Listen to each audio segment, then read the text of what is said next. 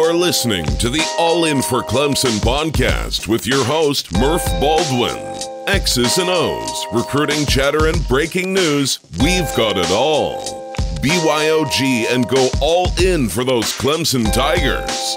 Top Billin to ya.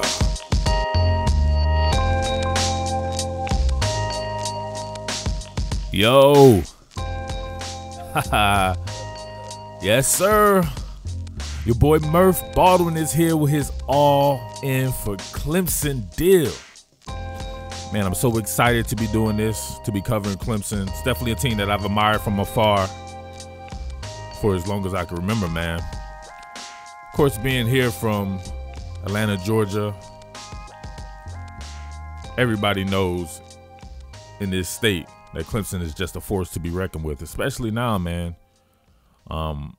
My man Dabo and his crew has it absolutely rolling. I got a chance to take a trip to Junior Day last season behind a marketing endeavor that I have where I market kids and help out recruits with their recruiting prowess, along with some notable prominent coaches here in the Atlanta area. So I was actually on a Junior Day visit, and it was pretty much our whole crew from Georgia, meaning from the area where I'm at. So I was just looking back on that, and I'm thinking like all the people who were on that visit, and two of them were actually Jalen Phillips and Andrew Booth, who live right up the street from me. So pretty good to see those guys being able to take in that experience. And I could just tell, man, I have pictures from that particular day and everything, and just how those kids absolutely love it. And that family atmosphere, I got to tour the entire facility, meet all the coaches, Brent Venables, my man, my dude, one of my favorite coaches in the entire country. So nice, man. Gave me a hug. I tried to talk a little strategy with him a little bit, you know what I'm saying? A little something there. He definitely was interested in the kid that I had came with me and the coach, who ended up going to Auburn. His name's Matthew Hill. I actually wished Matthew Hill would have gone to Clemson at that particular day, but I think Clemson may have wanted him at a position that he didn't necessarily want to play. But, man, just seeing that, being there on that stadium, rubbing that rock, sounds kind of funny, rubbing that rock and doing all that stuff, man, I can definitely see if you're a top-notch college football prospect, Clemson has to be one of your first choices, no matter where you're at in the country. I think Clemson can recruit nationally. I think it's that big of a program, man. So I'm just honored to be able to have an endeavor like this, man, and hopefully it grows and grows and grows, and I get to continue to do more and more stuff because I feel like I have a good feel of this team, a good feel of the schematics, and not to mention with the recruiting stuff, a lot of the kids are from exactly where I'm from right here. So let's get it. So, man, coming out of the NC State game, man, you have to be feeling good with where you're at. I think it's kind of funny with the media and the fans of these different teams as they come in hot. Like, man, NC State could very well upset Clemson. We don't know what Clemson is about. Clemson looks suspect against Texas A&M in its defense of a vertical passing approach. NC State has very good receivers, has a NFL quarterback. They can get vert with the best of them. It can stretch you horizontally, all that different deal and this and that and whatever like that. And then they get that ass stomped out, and then it's like, oh, they didn't play anybody. They're not that good anyway. Like what the hell? That doesn't make sense to me. Like you can't move the goalposts and you can't reverse course on something. If you thought it coming in and then Clemson exceeds your expectations, couldn't it just be Clemson exceeded your expectations? You were wrong on that particular end. Why does it have to be NC State is this or NC State is that? Now, NC State could very well go on and not be that good the rest of the season, but, man, they could very well go on and be pretty damn good the rest of the season. Suppose they don't lose again the rest of the season. Is that not enough? I think that people have to do a better job of analyzing what they see on field and analyzing certain situations to really make sure things are what they appear in the mirror, if you get what I'm saying. So, obviously, before the game, I talked about the same exact thing. I wondered about the vertical approach and being able to defend that. I focused in on my man A.J. Terrell from Westlake out here. AJ Terrell is a guy that I absolutely love, just for the fact that I felt like I had to be kind of, I don't want to say critical, but I was just playing fair and balanced analysis for the I used to work for the UGA rival site for a couple of years, and obviously he was a big-time potential prospect there for the Georgia Bulldogs. And I had to do analysis on him, so obviously I had to go to a few of his games, film him, and give my analysis. So I thought that AJ Terrell at that particular time may have been a little bit overrated. At the time, I think he had shot up the ranks like 200 spots, man. Like he was damn near in the top 10. And I knew, you know what I'm saying, how the sausage is made. I don't necessarily have to get into that, but I think I will because it's some good insider type stuff, man. He had a relationship with one of the guys that ranks there at Rivals. That was used to be the Southeastern analyst. He's still the Southeastern analyst, but he doesn't necessarily work the state of Georgia right now. And he developed a relationship with Terrell, and Terrell's trainer, who's a big-time trainer here, went to the University of Georgia, big-time cornerback, defensive back trainer. So they kind of in there with that, whatever like that. So, you know what I'm saying, you see these relationships take shape, and you see how some of these kids can get a little overranked. Because I thought that if you was there at our Rivals 5-Star Challenge, AJ Terrell had a lot of trouble defending in a one-on-one setting all the top receivers across the board. And it's there for everybody to see. I diagrammed that, or I dissected that bad boy prior to, and he was going against Jerry Jeudy and Donovan Peoples-Jones, Mike Harley in Miami, some of these big-time sophomore receivers that you see, and he was just having trouble in his transition phase. His 0 to 60 is not up to snuff. He's a great straight-line speed guy, excellent size, excellent athleticism, jumping ability, a hell of a competitor. But, man, now I see it. I see a lot of that stuff starting to take shape. He's not perfect by any stretch of the imagination. He got caught on a double move in this particular game that he could have gave up a big-time touchdown on. Thankfully, it was dropped by Harmon, MC State. But I seen him make plays on the ball. I seen him compete. He's a hell of a tackler. My deal was I thought that he would be a hell of a safety. As good as he is at corner right now, if you had him playing a spot that like Kayvon Wallace is playing, or even any one of those spots, even what you see in Tanner Muse play, he would excel because his tackling ability is nasty. He is physical, and he will F you up. I'm telling you, this kid is fiery. You wouldn't believe. He's an extreme competitor. So, but I like what I see him at Clemson. A lot of zone with him, a lot of matchup zone type stuff going on there, and he's doing pretty well. Now, Trayvon Mullen on the other side is a damn freak. That guy's nasty. Like, I cannot absolutely wait for Clemson to play Alabama, to see him on some of these guys with Tua Tagovailoa throwing them the ball and seeing exactly, showing the world exactly what great cornerback play looks like, because that guy can run step for step with anybody. He's got the size to jump with anybody, but his technique is pretty much impeccable. And so I see a lot of that starting to take shape with AJ Terrell, and it has to, man. I think that when the teams that you may see in the college football playoff, I don't mean to get too far ahead and pencil Clemson into the playoffs. There's a lot of football to be played. I just think that Clemson is just a cut above everybody and on par with Alabama. I don't see anything.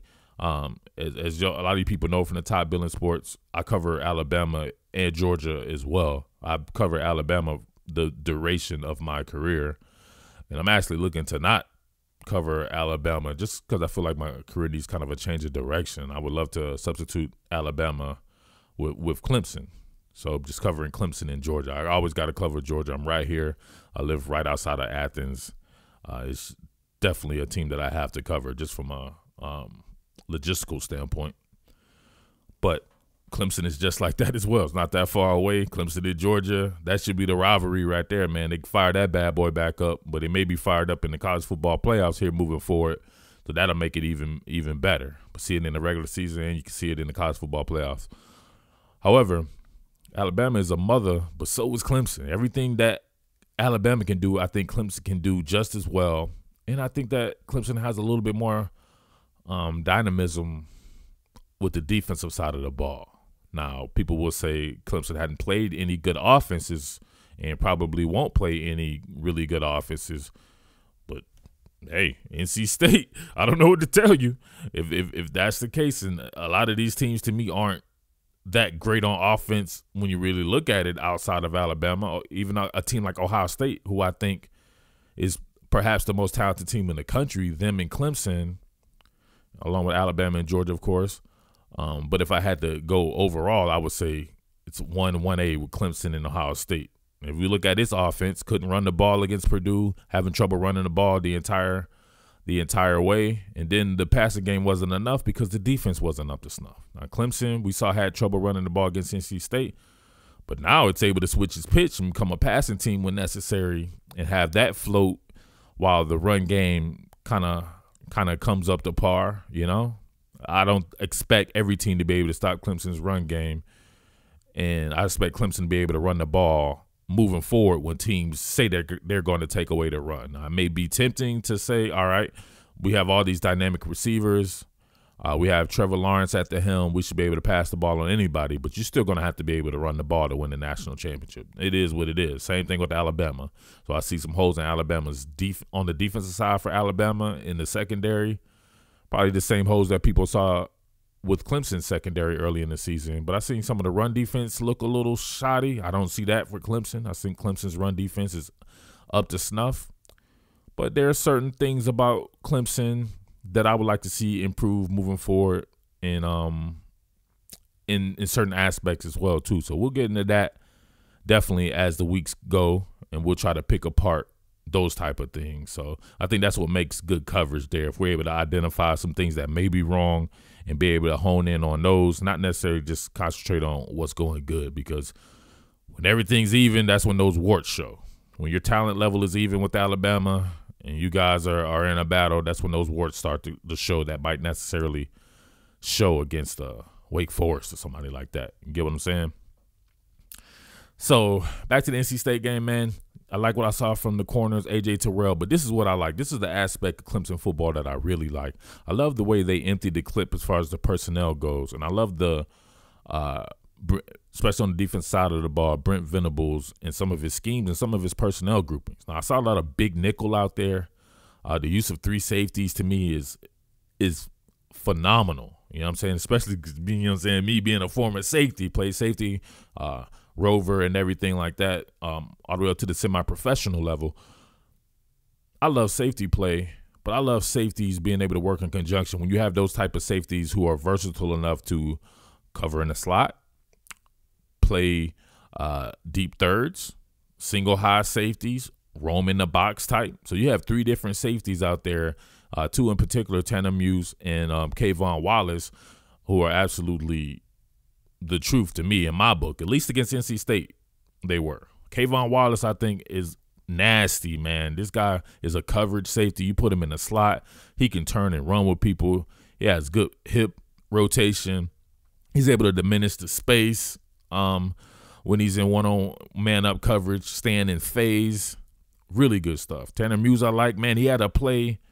I forget which quarter that was, but, man, they were bluffing a double A-gap blitz, and they had Tanner Muse in one A-gap, and I forget who else was in the A-gap. It probably was a linebacker, or maybe Kendall Joseph or something like that. This dude sprints and works a tight slot way back and breaks up a pass like 25 yards downfield. That's some serious speed. This guy has some serious speed and athleticism, man, and he's a very sure tackler.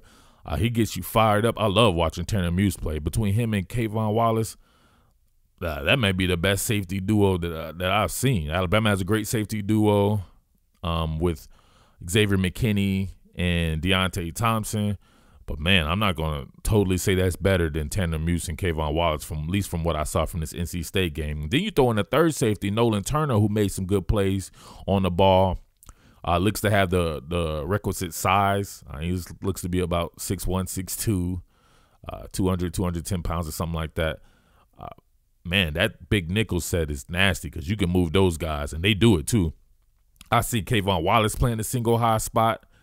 Then I seen him drop down, cover the slot with Tanner Muse playing the single high spot. When they're both in the game, I seen Tanner Muse bluffing a rush with Kayvon in the slot and Nolan Turner playing the single high safety. You're able to play deep thirds like that. You're able to play cover 3 man under. You're able to play quarter, half with those guys. Cover 6, man, you're able to do a lot of different things, man, and that what makes, to me, a championship defense with championship personnel. And we already know what's going on in the front end, the best front seven in the business. I was just wondering how would it compete on the back end. So if they're able to continue that type of play, man, it should be a hell of a game if that Alabama matchup does come to fruition, because those guys are definitely going to challenge you downfield. They're running those pass tags on the back of run calls ad nauseum, so you got to have guys who can cover in the slot. So I want about a big nickel opposed to your normal nickel coverage. Maybe you don't feel as good with your third corner as you do with your third safety and having to play it like that. I like to get everybody's opinion on that in the comment section. So make sure if you're listening to this, let's get that discussion going on right there. Your third corner, Mark Fields, it would usually be Mark Fields. Do you feel better with Nolan Turner coming into the game, or those guys dropping in nickel coverage? You just rotating Kayvon or Tanner Muse over in the slot, or one of those guys opposed to Mark Fields? And then your fourth corner, like my man Kyler McMichael, who was on that junior day, by the way, as well. So he was getting some grand old attention there, and he ended up picking Clemson. I knew he was going to pick Clemson way before. He had me do a Clemson edit for him long time before he committed. So he and I used to talk. He lives pretty close as well in Gwinnett County, where I'm from, at Greater Atlanta Christian. He is an interesting cat to me. He got some work when Trayvon Mullen went down. And I saw a lot of the stuff I saw from him in high school. I wasn't necessarily convinced that he was the best corner prospect. I was convinced that he was a damn near a 5-star running back, though. And I would talk to him about that, but he just did not want to play running back in college. He said that he wasn't going to go somewhere where he had to play running back. He was going to be a corner in college. So I wondered about him and just those innate corner skills, because to me he was mad raw as a corner, but he was the truth as a running back. And he had great vision, power, speed, everything that you can think of. But a lot of that stuff doesn't translate to the cornerback position because it's more about an innate feel. It's about extreme technique and those different things. But I know Mike Reed and those boys will get things popping for those guys because they seem to be very good coaches, and him in general. So we'll see. But I don't know. I saw some stuff from Kyler McMichael when he came in, and true enough, that was some of his first action, but he was getting mollywopped, not being able to turn and track and not being able to diminish the space, just generally looking confused out there when he was out there. So he's another guy that I wondered about at the safety position if he was going to play defense. But I like his size. He looks real good out there, man, in his uniform with that 21 and everything like that. So hopefully that comes to fruition, because you may need a guy like that moving forward. You just don't know how injuries happen, how stuff shakes out. I want to see more development from a Kyler McMichael. Now, Mark Fields is a little different to me. A lot of experience there. Sometimes I wondered about him at safety. It's weird. A lot of these guys at Clemson, I guess because they do play a lot of that zone and they're very physical, a lot of these guys kind of remind me of safety type builds and safety type demeanors about themselves. But I think Fields is serviceable. Definitely not on the level of a Trayvon Mullen or the athletic ability of a AJ Terrell, but very serviceable, and I wouldn't totally feel bad with him out there. But I kind of just like that big safety, that big nickel look with Muse, Turner, and Wallace. So just let me know about that, man. We could talk about that moving forward right there. So that's definitely an aspect I like. I like how the front seven got after it, but that goes without saying to me. Those guys are going to do their thing anyway, so I'd rather concentrate on other things, maybe like the offensive line play. I'm going to do some stuff on that. I didn't like the run game, even with those guys having a seventh man in the box. I think you should still be able to run the ball if you're recruiting at Clemson's level. Maybe it's the style of runs. The inside zone, split zone wasn't necessarily working, and the power stuff was getting crushed as well. I would like to see a little bit more stretch zone. Really get a team like that moving horizontally and then try to bend it back against the grain with those organic cutback lanes. I like to see a lot more stretch zone coming out of the pistol in the gun, but more out of the pistol to get those downhill running lanes. I like to see some lead zones. You know, I really think that you have a blocker on your team. You know, you be able to use that bad boy, and it could definitely help you out with some of those lead zones. If we're talking about Garrett Williams, having him in the lead zone right there, you don't have a dedicated fullback, but he's the closest thing to it. Run some lead zone. Let's get more toss plays out there, like toss crack type stuff. You know, I know you don't run out of the shotgun. It could kind of work out of the pistol. Maybe that's when you want to get Trevor Lawrence on the center and just run some toss crack type plays. Challenge people to the edge more times than you do with the Travis Etienne and different things like that. But those can be helped, I think, by influence runs. Maybe you run more trap plays. You know, if guys are getting up the field on you and kind of defeating you at the point of attack, run some trap plays, run some influence plays, run more draw plays, different things of the sort.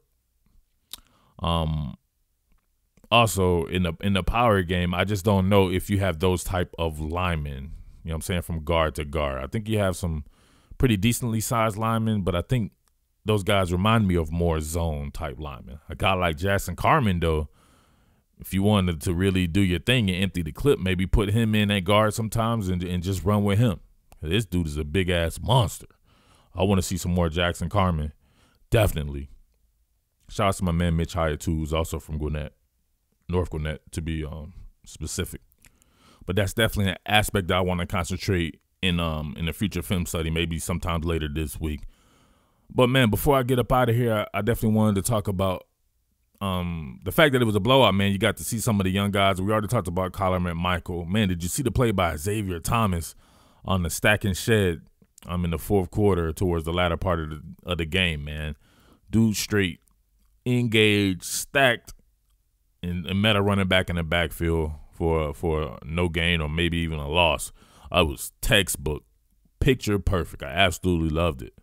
Actually got to see my man LeAnthony Williams out there too from Roswell, who was actually on the junior day that I think they used him when we got to tour the facility and we were in the weight room. He was in the weight room, so obviously he knows a lot of those kids from Georgia, so they were able to chop it up with LeAnthony Williams when he was there. I saw Mario Goodrich out there, freshman corner from Kansas. I want to see some more of him eventually. But my man Mike Jones, Mike Jones was out there looking good, man. Him playing that kind of that nickel Sam or strong side linebacker spot, I think it fits his skill set very well.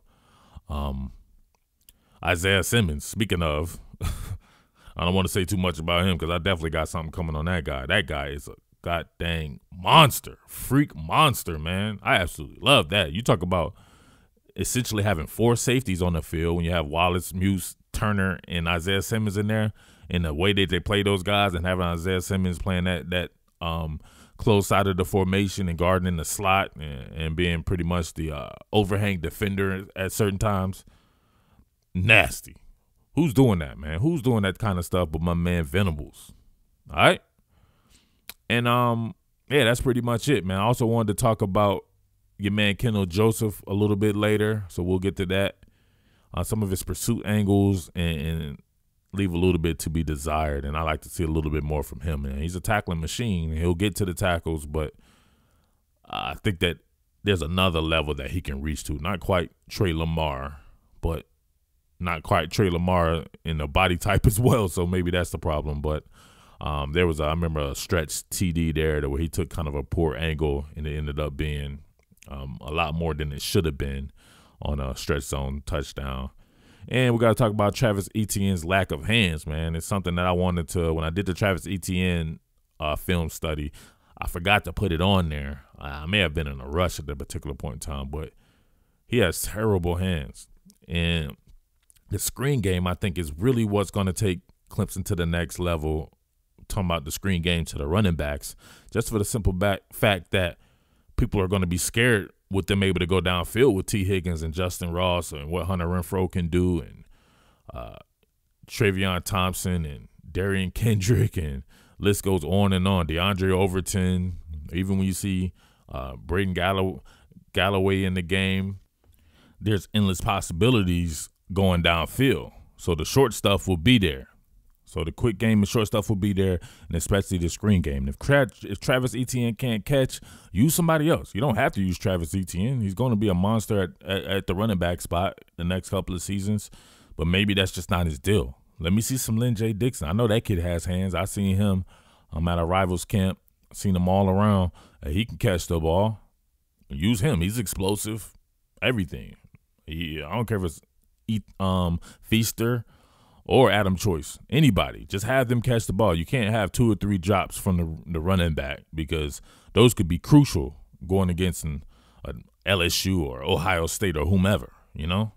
So those possessions are crucial, and each down is crucial. So I can't see my man Etienne dropping the ball anymore, but he did have a nice catch, I believe, in the 4th quarter on the screen, and he did a damn good job with his patience and waiting to explode and waiting for the block to set up. So he's just a damn good football player. But catching the ball, I don't care what people say. That's an innate ability. It's just something that some people have.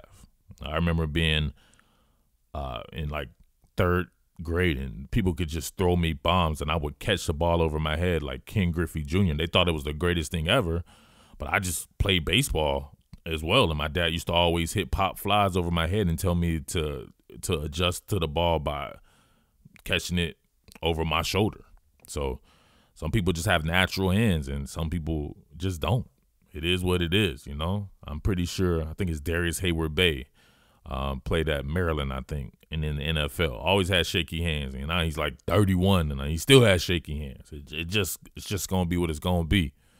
So, of course, he's not going to miss every catch, but you just don't want him to miss that catch. That one catch that could have went for 30 or could have went for 60 and a touchdown, he drops. So get somebody in there with some sure hands. Let me see some more Linjay Dixon, please. All right? But thank you for listening to the premiere episode of All In for Clemson here on Patreon.com exclusively. So if you know somebody who's into Clemson like you are, and they want to hear that goodness and they want to see that goodness, because I'm going to have film study content that will only be exclusive to here as well. It will still be some stuff on the Top Billin Sports YouTube channel, but most of the stuff is going to come here, a lot of the good stuff as well, and, of course, with the recruiting stuff. Tell them about it, man. Tell them to join up. $5. Get the $8 Justin Ross special. Whatever you want to do, man, just come hang out with your boy. And I'm available 24/7. I get the messages right here on my Apple Watch, and I'll respond to you guys if I'm not busy. We can talk football whenever you want, man. I'm always busy. This is what I do, covering these multiple teams and stuff like that. So my head is always buried in some type of film or writing or whatever it is having to deal with football. So I'm always there. So holla at your boy, and thank you to everyone who has signed up. Extra special thanks to, which is kind of weird here, 3 Nicholases. Nicholas Carter for running with the Justin Ross, Nicholas Kerfman, and my man Nicholas Jabali. Hopefully I said your name correct. If you could send me the phonetic pronunciation on the Patreon.com. I love to get people's name right, just because that's the journalistic nature in my heart. I got to say people's names right. So let's get it right there. So thanks to those gentlemen. Thanks to everyone else who signed up. I appreciate it. Make sure you tell a friend to tell a friend, and let's get this thing popping. All right. With that being said, I'm out, and top billing to you. You've been listening to All In for Clemson.